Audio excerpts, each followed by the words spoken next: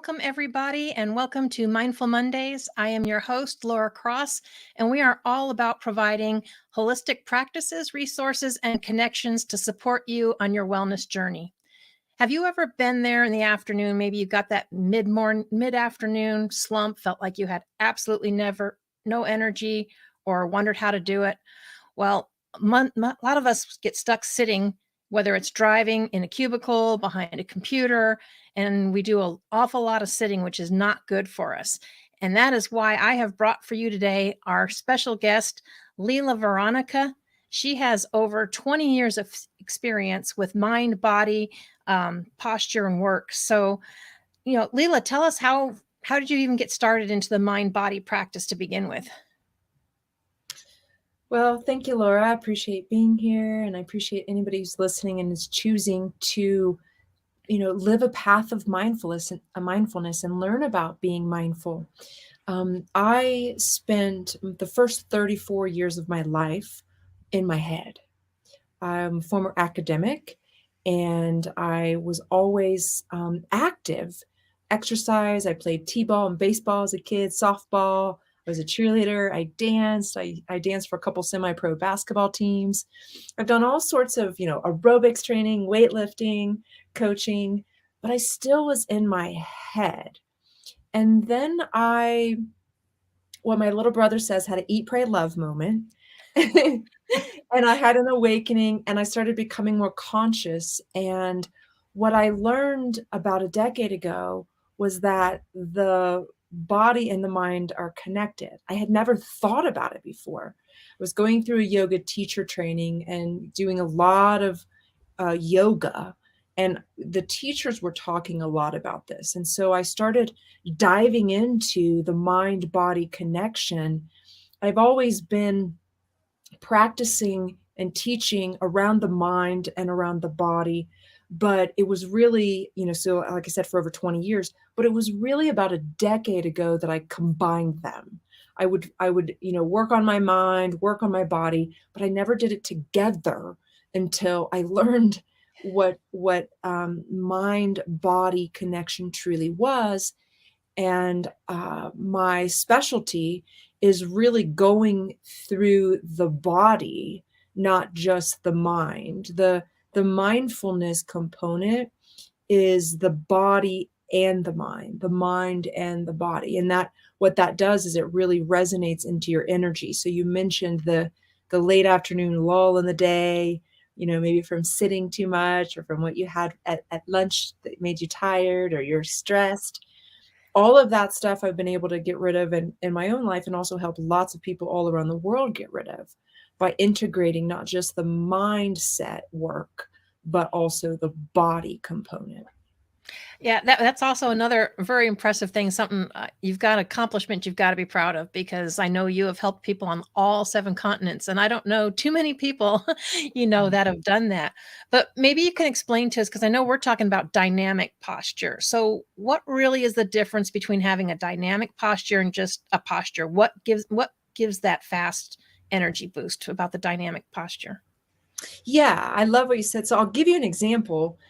So I have worked with clients on all 7 continents, even Antarctica. I had a client going to Antarctica, and I said, I need, if you can we please do some work when you're in Antarctica? She said, sure. So she got to Antarctica. We got on a Zoom call. We did a session together. And so that was my, I actually was able to get a client in Antarctica before Africa, which was so wild.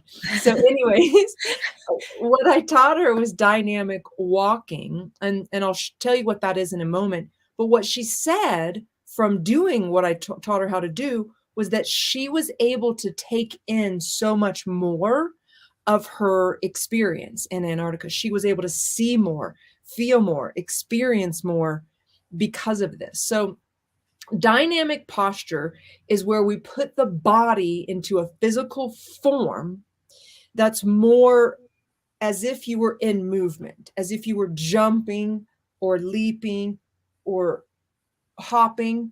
And so a lot of times we've been told to stand up straight, tuck the tailbone, suck in the abs, shoulders down and back. And that is a static posture. If you want to stay still, and it's more of a mechanical posture, and we're animals, we're not mechanical. If you look at a skeleton, some vertebrae hanging from, like in a science class, it's not up and down, it's curvy. So the dynamic posture puts the body into a curvy shape that's more open. So for example, instead of having the tailbone tucked and the knees straight, we keep the knees bent and the tail back. If you think about an animal, the tail wagging is a happy animal. The tail tucked is a fearful animal. So most people are sitting all day on their butt with their tail tucked. Most people are walking and tucking the tail. Most people are standing knee straight, tail tucked. There's a lot of exercise routines where they tuck the butt, and it's not good for us. It closes the pelvic floor. That's an energetic center. It closes our ability to be grounded in our body. It pulls energy actually up. And that's why people start to feel stressed and frenetic in the head, in the hamster wheel. And so we need to keep that low body open. I was just working with a client this morning. She's had a hooked tailbone and a really tight pelvic floor, and we've been working on it. And she recognized, like, she's been sacrificing her physical form, her body, her whole life, because of being stressed about stuff. And she's really starting to realize what's possible for herself. And she's in her 60s.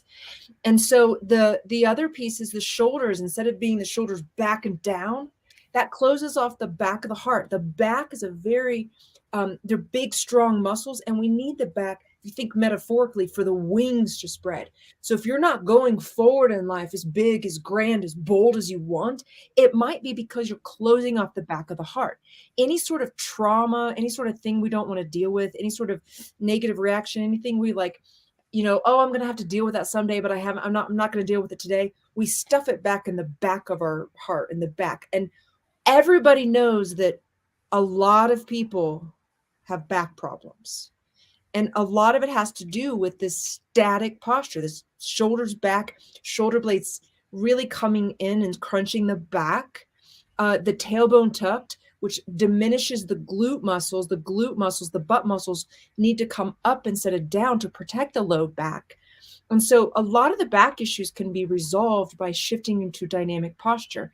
And then the last piece is the eyes, the head. With computers, with cell phones, a lot of people are looking down and the head is going forward, and that's pulling on the spine. And so, chin tucked, shoulders back, tail tucked, it's too rigid. So if we lift the head up and we take our eyes out into the horizon, which is what I taught my client who was in Antarctica how to do, she was able to walk with a more open ribs and heart area, shoulders wide, softer on the feet, and then her eyes in particular, looking out on the horizon. She said, I saw so much more than I would have seen. I would have been looking down or close. I saw so much that I wouldn't have seen if I wouldn't have learned that from you. Yeah, you made so many good points in there. Yeah, there's a couple of them that it just triggered with me because, I was military, so I went through basic training, and they always teach you stand up straight, but not lock your knees because they don't want you passing out. And since I was always taller than my friends, I had a habit of kind of slouching because I was afraid of towering over them. And I can't tell you how many times my father came behind me, did that thing with the shoulders and said, stand up straight, and you're like, this, yeah. But it tightens, like you said, it tightens up your back and it starts to make other things hurt. Or when you experience stuff or, travel, you start to get tired, you find yourself just, you just kind of let things go, and it might feel good momentarily, but generally I find you're normally kind of in more pain when you get up and try to move. Because I always found it was funny. When I was in the military, I worked on aircraft, moved around heavy stuff, not a problem, didn't have really any back problems. When I got out and I got a job as a secretary, and now I'm sitting at a desk doing this, next thing you know, I got a lumbar sprain. I'm laid up, and here comes the back problems. It was just one thing after another. Now, there was probably other factors in there, but I went to a more static position, I think, is kind of what you're saying. The static is just not good for us. It's not. I've heard some say that sitting is the new smoking in terms of our health. And What I love about the show that you're providing for everyone, Laura, is that this is about mindfulness. So if you don't know how to sit, how to stand, how to walk, how to move through space, that's what I teach. That's what I show people. Instead of sitting on the butt, we need to be sitting on the legs, on the hamstrings, and let the butt go back. And there's a certain way to do that I teach. Instead of having the rib cage and the head right over the hips, or even leaning back on a chair, like, I mean, this is just a relaxed state. This is draining the energy. We need to have the ribs forward. You know, you'll see that I have no back on a chair. I sit on a stool because I'm awake. I'm alert. I'm not going to sit back on a chair. Now, I have trained my body to create this discipline and this new mind body awareness. So I know it's not easy in the beginning, but you can train yourself over time to not need that back support. And I always like to say, if your back is against something, your brain thinks you're laying down. Like it's not an awake position. There's a lot of, also when the chin is down, it closes off our ability to breathe as deep and also our energetic channel. There's a lot of monks who will meditate and they'll get themselves down to like 1 or 2 breaths in a minute simply by tucking the chin. And so the physical form dictates the mental function. So no matter how much mindset work you're doing, you can tell yourself all day, you're amazing, you're going to get $1 million, you're going to have the best relationships in the world. But if your body doesn't reflect that mindset work, it's not going to work.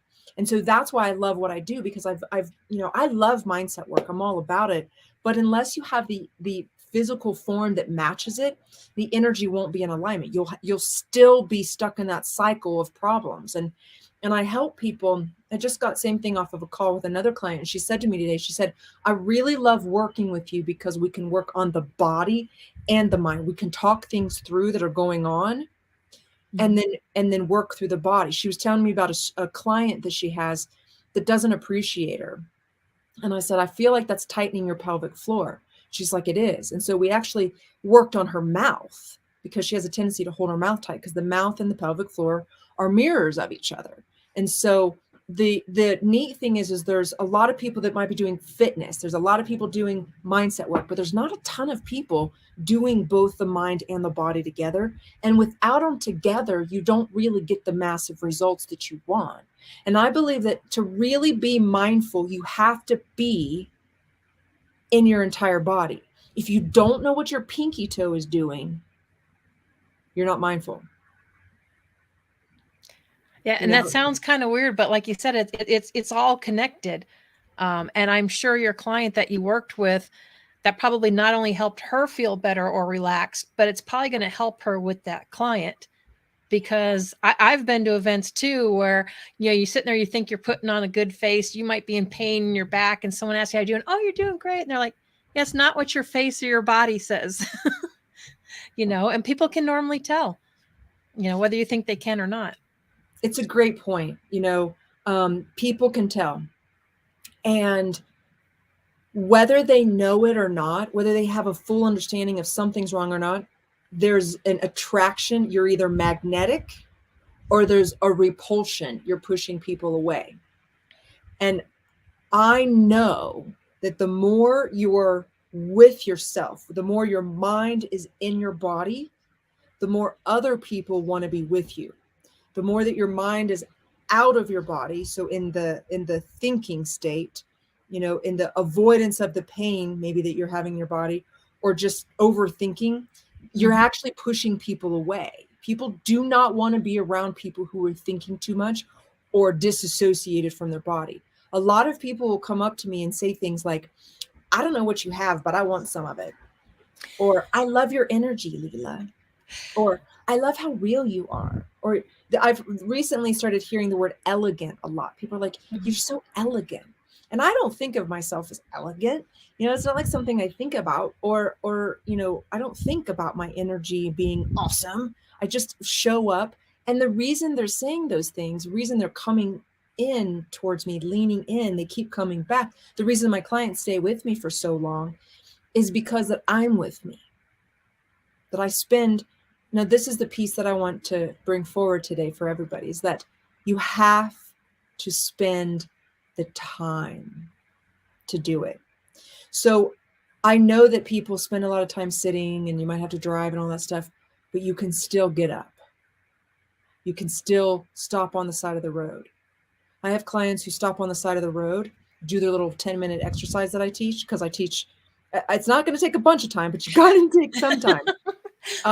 They'll do their little 10-minute exercise and then they'll get back in the car and keep going. I do the same thing. I love road trips. I love driving across America, but I have to stop and get my body activated and open the body, get it from being too tight and then get back in. Because if you sit too long, you're going to be in pain. We all know it.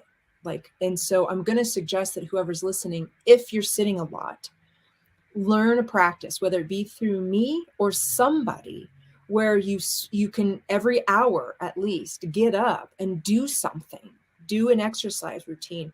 For me, what I would tell you is that you need to open the body, arms wide, wag the tail like a dog, smile the head. Those are some simple things to do. I have a whole system that I teach. I have 7 practices in particular that I teach. They're super simple 10-minute practices. There's 7 of them that will help, and you can do one, you can do all of them, whatever you want. But minimal is open the arms like you're winning, the wings are spreading, wag the tail, get a little bit of lateral movement side to side, and then smile and let the chin open, look up, because we tend to be on the computer and we're looking very, very small and close by areas. We tend to have the elbows, the arms always down by the ribs, closing off that capacity for breath. And then we tend to have that bottom part of our body closed off and it just doesn't move. If you watch people walk, the space between the tailbone and the mid back, the whole back area really hardly moves at all. There's hardly any movement. So we need this like reptilian snake-like movement. And that if you go side to side, you will get taller. All of my clients who stay with me for, an extended period of time get taller. I've worked with a lot of women who, same as you, Laura, they grew up tall, they try to keep themselves small, and then they learned from me how to be bigger, energetically, and how to spread, take up the space you're meant to take up in the world, go wide, and they grow taller. I have grown a half an inch since I started practicing this. All of my clients who have continued this practice have got taller. I have got a client in her 60s who got taller. In her 60s. Most people in their 60s are getting shorter. She's getting taller.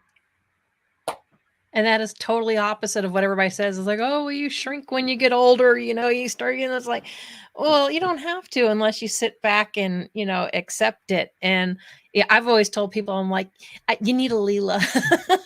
I've always told people you need a Lila, because I can tell you, even working with you, even if I just see your name or see your face now, it just triggers in my head that, oh, wait a minute, I'm not doing this. I need to sit back. And I know you had taught me, especially for road trips, and I've done a lot of road trips lately, because you start sitting and sometimes you just kind of start sliding down. Next thing you know, you're tucked and you're like this and you hurt. And so, taught me to shift up and sit. I mean, it puts my head almost up to the ceiling in the Mustang, but I sit there and I move and I sit myself up further. So I know you have a lot of helpful tips and stuff that I'm sure you can share with everybody. But before we start that, let's go ahead and jump to a commercial break. And then when you come back, I'm sure you can share some tips of what people can start to do now, or how they can start even just a little at a time. Because like you said, everybody's busy. They think they have time. But the thing is you don't have time not to. So I look forward to those answers, but let's go to the commercial break and we will be right back.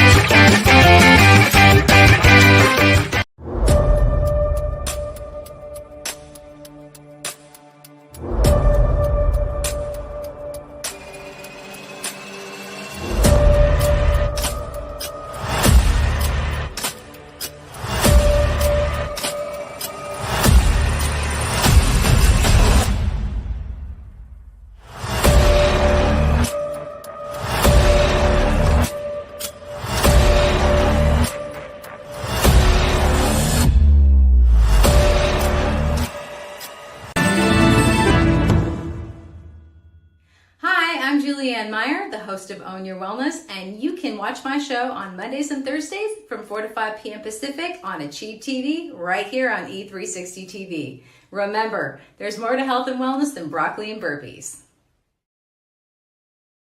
Are you ready to up-level your life? Are you ready to up-level your life and you know you have to take care of your body to do so? Hi, my name is Lila Veronica, and I'm a speaker, coach, and the CEO of Riverstone Movement School. And I can help you up-level your life by getting out of your head into your body without stressing out, without burning out, so that you can manifest exactly what you want. If you want more support, go to riverstonemovement.com. All right. Well, we are back. That last one, that last one didn't quite work, but that's okay. I have known Lila now for a couple of years, and to me, she's like the Energizer Bunny because every time I see her, she's just so vibrant, so energetic. But and we're going to put that up there so people will know how to get a hold of your Riverstone movement. And so please tell everybody, what are some tips, techniques you can give them that they can start with now? And does it really take a ton of time, or can they just start little somewhere, or at least get started? Yep, I'd love to. I'll give you 3 H's. So this is an easy way to remember. It's heart, hips, head. Okay. So I'm going to actually show you here in a second. I'm going to take my stool back and I'm going to show you something because I think this will be really useful to show you instead of just tell you. Before I do that, I want to just give everybody an understanding of the challenges, the difficulties that might come.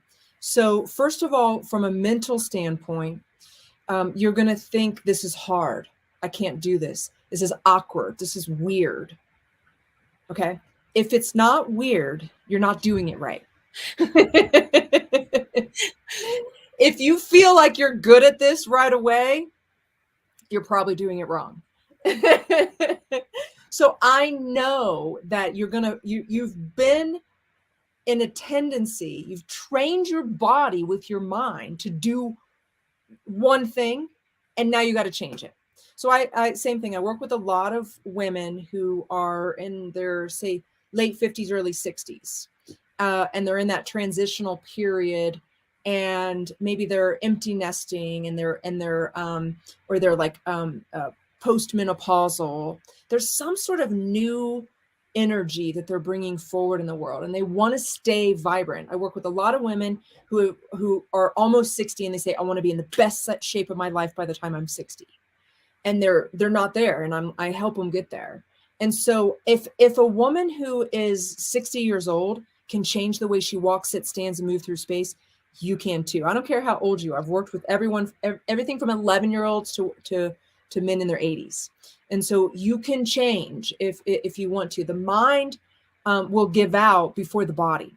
The body will change. It's your mind telling you. So I just want to give you that first part, the challenge, the mind. The second piece is the body will feel uncomfortable. Now, we don't want you to be in pain. If you're in pain at any point with what I tell you, back off, or if you can reach out to me, I can help you, but back off a little bit because you might be doing it too hard. We tend to do things a little too hard at first, and then we soften and find that middle ground. I like to say, not too hard, not too soft, right in the middle like Goldilocks. So, Yeah. So it will feel awkward. When you learn how to walk a new way and you've been walking the same way your entire life, it's going to feel weird. So the body will feel awkward. You shouldn't feel in pain. You might be a little uncomfortable. You might be a little kind of sore, but not like in pain. So that's the second piece. And then energetically, I want to speak to this in particular before I show you, is that we're putting your body in an open position. When you put your body in a more open position instead of a closed, tight, rigid position, energy moves. So the body holds energy. The body holds emotion.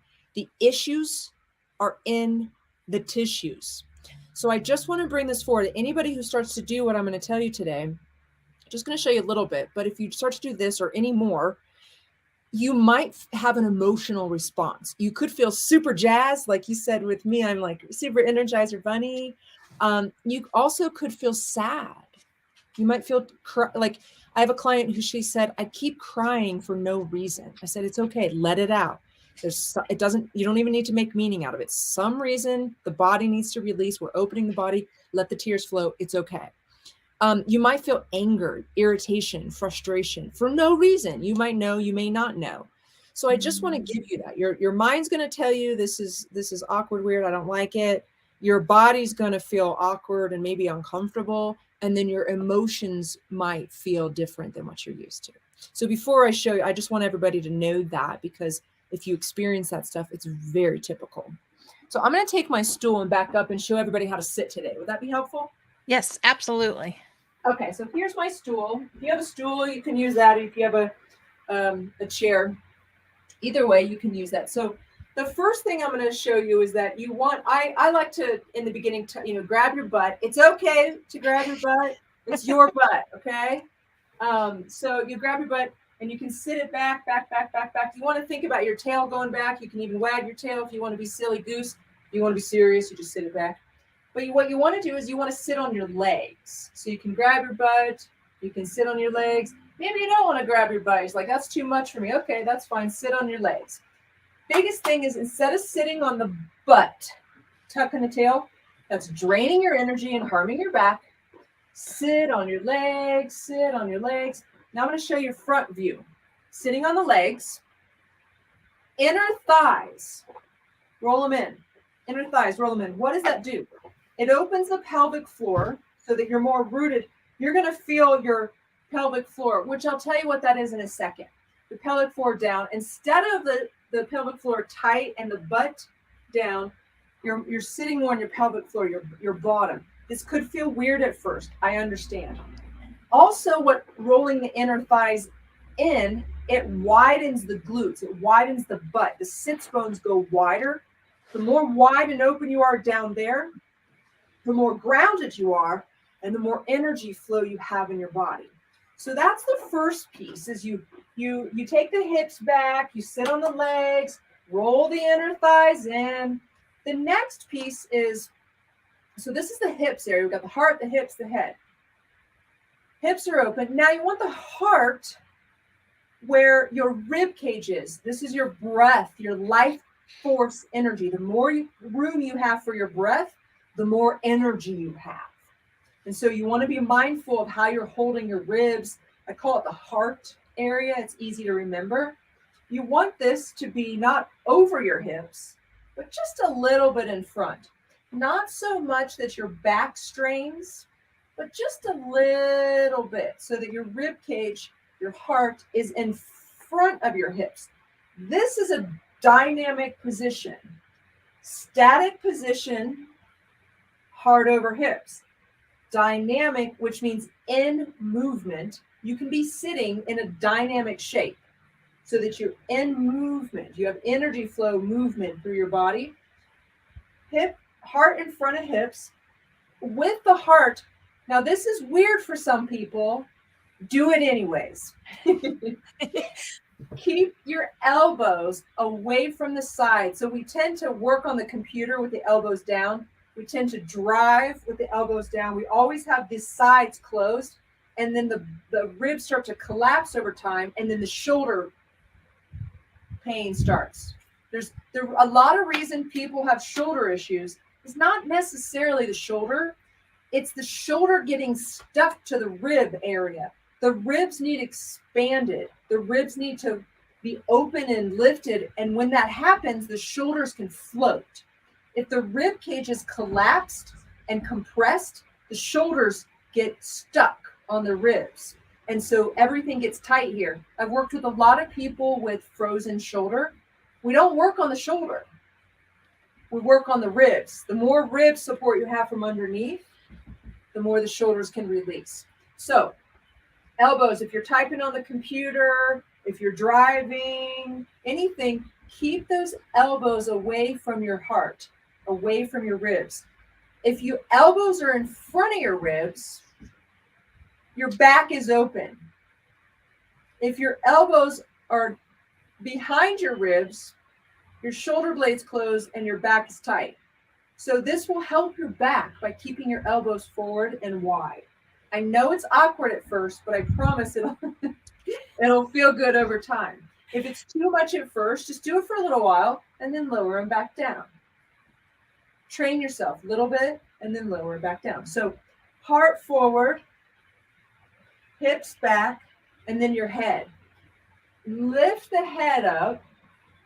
If you have a computer screen, keep your eyes at the horizon. You want your head to be lifted. You want the top of your head, crown of your head going up to the sky. And you want, on occasion, every hour, every 10 minutes, whatever you can remember, however mindful you can be, look out into the distance.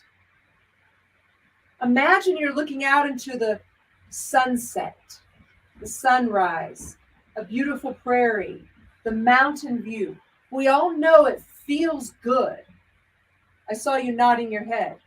You're like, oh yeah, right?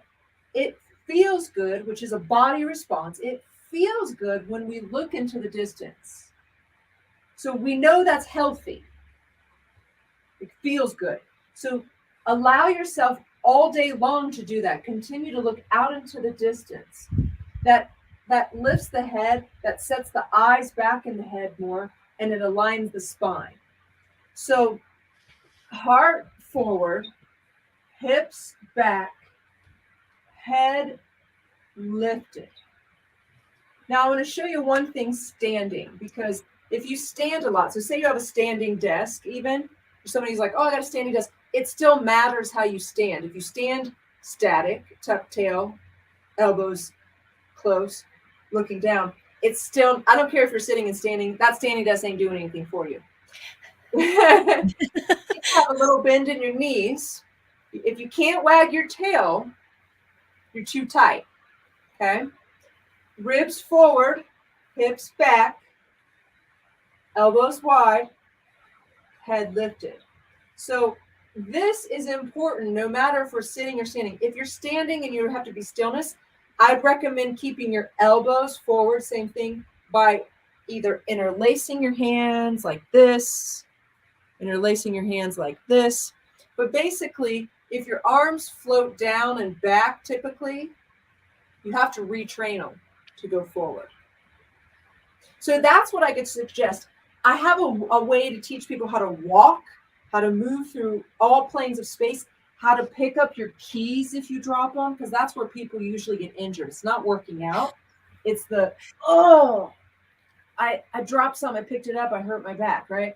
So I teach people how to save yourself from injury and over time by learning how to hold your body in a whole new way. And in the beginning, it's hard to change, like anything. But over time, the body starts to take the form, and it's just a new natural. Like, Laura, you've seen me. I don't have to really think about how to walk and sit and stand. It's just a natural way of doing it now. Yeah, I've seen her multiple times. And it just reminds me. And you and I talked, and you pointed out one time, because we did a posture analysis, because I know you're able to do posture analysis for people. So, and you can do it over Zoom. But as soon as I stand, the first thing I've always done is just kind of tucked, my arms back because don't know what else to do with my hands. And I've always gone back until you pointed out that was not a good thing to do. So every time I catch myself doing that, I was like, nope, gotta go in front. Yeah, we all have tendencies. There's universal tendencies that most modern day people do. So lifting the toes, straightening the knees, tucking the tail, tightening the belly, elbows back, chin tucked. That's the tendency of modern day society. And then each individual has a tendency. Like your tendency was to bring your arms back. I do think that was probably a military oriented tendency.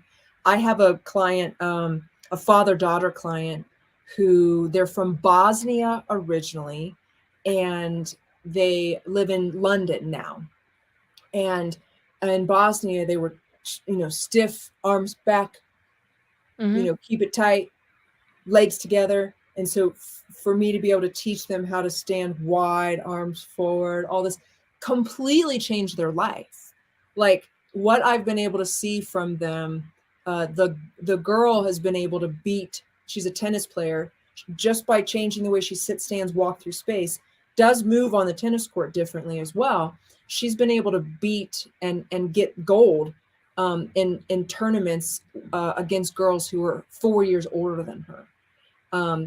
She's 11, and then she's been able to beat 15-year-olds.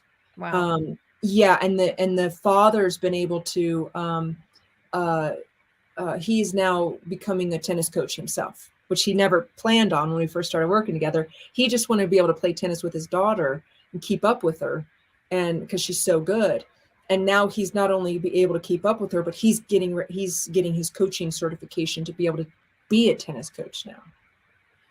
Yeah. And I think that's a good point, to make, is like, it's not that it's necessarily hard to do. It just takes practice, and you have to keep doing it, because you can't expect to undo years of bad posture or bad habits and just whoop, be done. I mean, we got into this society where everybody wants everything like yesterday, but it doesn't always happen, that quickly. You have to start incrementing it. And like you said, be mindful of what you're doing. And then until you can program your head to watch out for that and you can correct, it can be quite a challenge. It really is. The first piece is the awareness. Eckhart Tolle, I think, says something to the effect of 90% of the work is the awareness. So that's why I love being able to work with people. Like you said, I do provide complimentary posture assessments if anybody wants to have one with me. You need sometimes somebody else's eyes on you. You don't know what you're doing, your patterns, your habits, your tendencies, unless somebody else tells you. So I have a super simple system. I run through the body and I show you exactly what you're doing with your body that's either harming you or helping you. And so that's the first piece, is the awareness, and then the implementation. This is a fast food society, get it quick, TikTok short form video kind of society right now. So it takes a special person to commit to being disciplined. And when I say disciplined, I mean being the disciple of yourself. And that is, you have to train yourself. I have a very long history of academic endeavors, and I had to stay at it for a long period of time. And that trained me to be able to really stick with something. When I make a choice that I want something, I do it. I don't have cheat days. Like I just don't. When I want to change, like say the way I'm eating, I've recently started juicing, for example, and really enjoying that, and flushing my body with extra nourishment. I've been doing that for about 4 months now. And my partner says to me, he's like, "You're an oak tree." He's like, "When you said you're going to do this, you like do it." And you don't, I gave up sugar and just never ate it again. Like there's no, well, how do you do it? You just do it. Mm-hmm. Right. And so I understand that it's not easy for everybody, but if you really want to feel good in your body, if you really want to become mindful and elevate your consciousness and be the attractor in the world and feel good, like it takes discipline over a period of time. Yeah. And you have to want to make that change.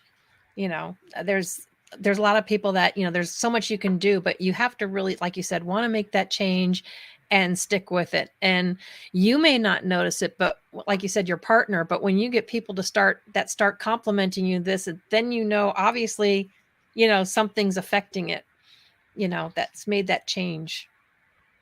Yeah. And I'll give everybody some language here. Saying that you want something is not the most empowering language.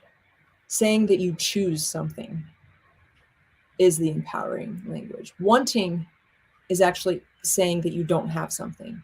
Choosing is saying that you have it. You have it. So I know that a lot of people want stuff, but not everybody chooses it. That is very true. And language means a lot, especially with mindful, because there's so many people that say, "Oh, I can't do that." I always tell people, if you're going to say that, yes, but try saying, "How can I do that?" Make your mind work as to how you can accomplish something and how you can do something, instead of just shooting yourself in the foot and saying, "I can't do that." Yeah. And there's this book, I forget the author, but he wrote it. It's Who, Not How. Sometimes the how can I is who can help me. Yep.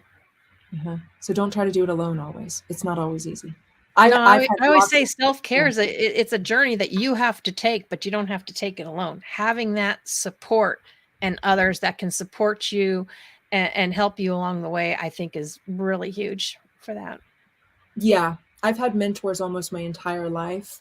There's very few, I can't actually think of any time in my life that I haven't had a mentor of sorts. So, highly recommend if you want to get where you want to go faster, especially, get some help. Absolutely. So, Lila, Mhm. share with them. I'm sure you have some fascinating stories of things that you've seen with your clients that you've worked with, how this has helped them change not only personally, but in their relationships, but their business. Because everything we do, whether we realize that it does or not, it affects all planes. A lot of people try to say, oh, I keep work at work and home life, but do you really? There's no such thing because it's the individual. I'll give you a couple stories. So I've got one client, I'm working with a couple right now. I've worked with them with their body movement, with their mindfulness, and what they've told me is that they have their marriage because of me. If it weren't for me, one, they wouldn't have got married, and two, they wouldn't have been able to keep their marriage because they had some struggles. I had another client years ago, who she was post chemotherapy, radiation, and cancer surgery. She had gone into a deep depression. She was drinking a bottle of tequila every night to get to sleep because she was so stressed and depressed that she had insomnia issues, and she was drinking a bottle of tequila just to get to sleep. We started working together, and she lost 65 pounds. She stopped drinking. She left her career and started her own business. And now she has a multiple six-figure business. And she's mobile. She travels the world. And so she's able to work from anywhere in the world. She looks amazing. She feels amazing. She has really supportive people in her life. She's part of some really loving communities. Whereas years earlier, she was home alone drinking tequila, And so that's probably one of my favorite stories, to be able to help somebody stop self-medicating with unhealthy things, drop 65 pounds, start her own business. I told you about the client in Antarctica who was able to take in more than what she typically would have been able to. I have clients who say aren't entrepreneurs, they're in the startup world or they're corporate execs. And I've been able to help them get new jobs where they make more money, number one, and they have more respect, and they're being valued in their life. Yeah, I have that another is client. awesome. Yeah, I have another client who's in her 60s who has 3 adult sons, and she used to have a foot. She had a foot injury decades ago, and she wasn't able to really do a whole lot of activity. She could walk and get around, but she was real hesitant because she had this foot injury and it would act up all the time. So we've worked together, and she now plays wiffle ball with her grown sons. She plays tennis. She swims, and she has this. She recently started running, and she's actually keeping it secret from her. She's got one son, she's told, but she's keeping it secret from her family because they're runners. Her boys and her husband are all runners. They run races. Her one son has run the Boston Marathon this past year. Yeah. And so she's actually going to show up. They have a fundraiser every year for the family business.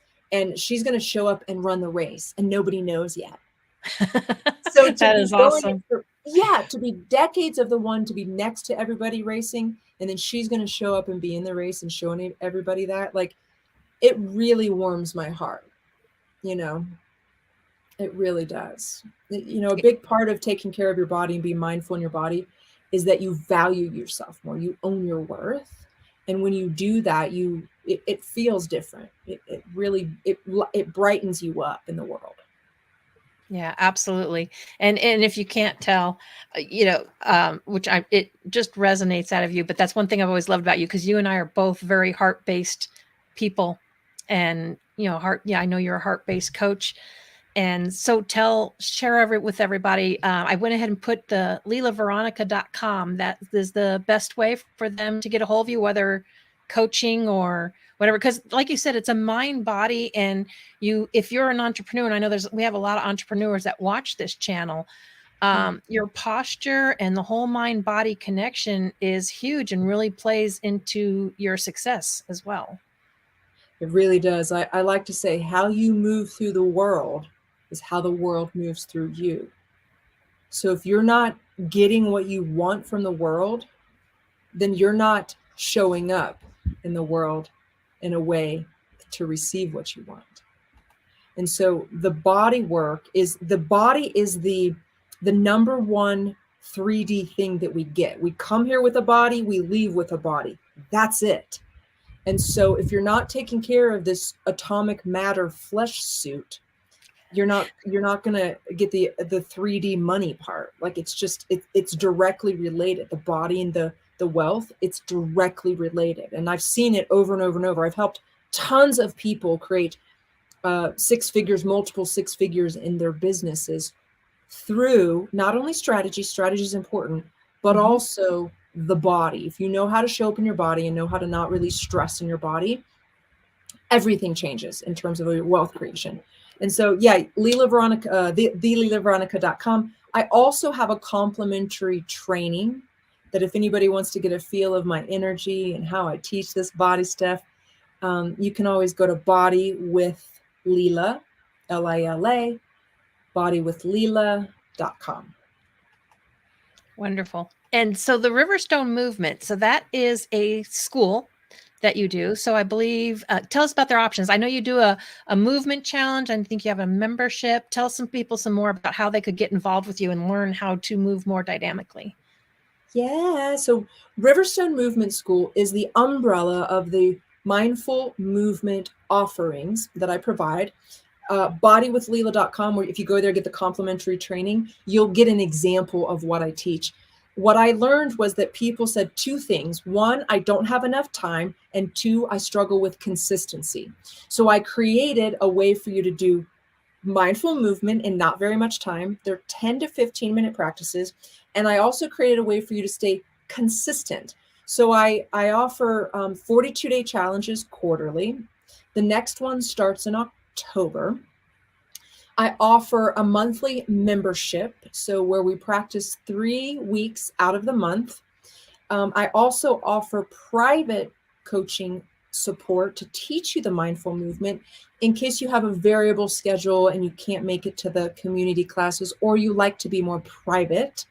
Or if you're in a time zone where you can't make the group classes, European clients, for example, work with me privately. So Riverstone Movement is an umbrella. I also have a DIY course. So if you want to do it yourself on your own in the privacy of your own home, you can do the 42-day challenge. I have it's all available online. You can easily get access to the trainings, and you run yourself through 42 days in a row. You can do it over and over and over. You can even pick one of the practices that you love and do just one practice every single day. It's super short. They're 10 minutes. And I have some clients there's a practice called the heart pulsing practice, which is the free practice I give out with bodywithlila.com. The heart pulsing practice, it's one of the favorites of my clients. And some clients just do that practice every day. So private support, online course, a membership program, and 42-day challenges.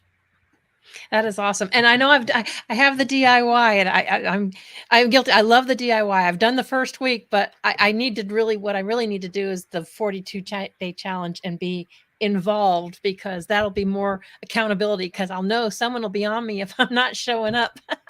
It's right. Ultimately up to us, but having that accountability, and sometimes just doing it with other people and getting feedback is just kind of more energetic than trying to work on it and do it yourself, I think. Yeah, if you know this is hard to do it all on your own, I get it. And that's why I'm here for you. We have the containers for you to come in, do the classes live. You don't have to think about it. You just show up, do the practice, and then go. It's only 10 or 15 minutes, right in that timeline. So if you know this is hard to do on your own, reach out to me. Let's talk. I'll help you. Well, absolutely wonderful. Thank you, Lila. I really appreciate you spending the time. And everyone, if you're struggling with any of those topics that we are talking about, whether it's business, having the energy slumps, definitely you want to reach out to Lila and just to check with her. She has, she's very heartfelt, as you can tell, very energetic, and she is happy to work with you. She even has some complimentary programs you can test out, but you definitely want to reach out and talk to her. So that's all we have time for today. And thank you, everybody, for joining us. And we will see you again next week. So you have a wonderful week.